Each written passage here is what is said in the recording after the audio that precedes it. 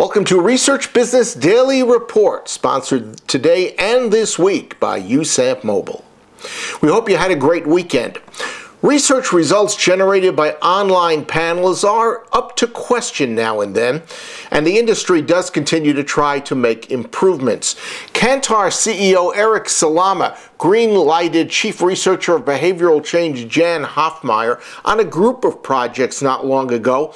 One investigates inconsistencies in panel research between respondent attitudes and their behavior. We spoke with Jan about it a few weeks ago. We've always known that there's slippage between these answers that people give to attitudinal survey questions and their real behavior. But we've never been able to get, or it's been very difficult to get single source data that gives us both the behavior and the attitudinal surveys. And Eric has asked me to survey Kantar World panelists, the behavioral people, so that I have both their behavior and the attitudes, so that I can improve the measurement of attitudes. So you've been studying in the UK and China, in the United States, France and Spain, different business categories to get a better understanding of the differences between recorded buying behavior and then surveys asking people what they've actually purchased. You found some very interesting lack of correlation between what people say they buy based on how long ago they've actually made a purchase and also what they've actually purchased. Explain that. Yeah, basically what we find is that people are reasonably good at remembering what they've bought, but they're very bad at remembering when. So any frequency-based question will tend to be, has a good chance of being wrong.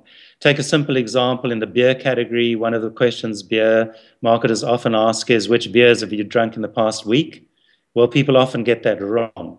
But if you give them enough time, if you have a look at what they've drunk in the past 6 months or so, then they'll get it right. So they're good at remembering what they're doing, but not when.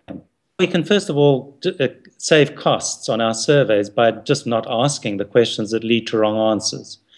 And secondly, we can know what kinds of behavior are worth predicting and what kinds of behavior are not worth trying to predict. So as a simple example, it's not worth trying to predict what somebody might buy next, but we're actually quite good at predicting share of wallet.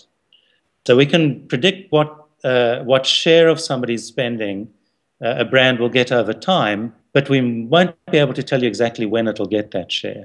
We've made really significant progress. So to give you an example, in the case of one of our clients, one of the biggest packaged goods spenders, market research spenders, we were able to identify so many poor quality survey questions that we cut the survey down from something like 50 minutes to 20 minutes, 25 minutes. So we took half of the cost out of the survey just by dropping questions that correlated really poorly with behavior. And then by improving our modeling, we doubled the correlation. We took the average correlation from about 0.25 up to about 0.55, 0.6. That's your Research Business Daily Report, sponsored by USAMP. Beneath this screen is a link to a 1-minute USAMP webinar video, which showcases mobile case studies conducted with NBC Universal's Olympics Lab and a major CPG company. It's worth your watching. Have a good and safe research day, and join us again tomorrow for a final pre-election presidential poll examination.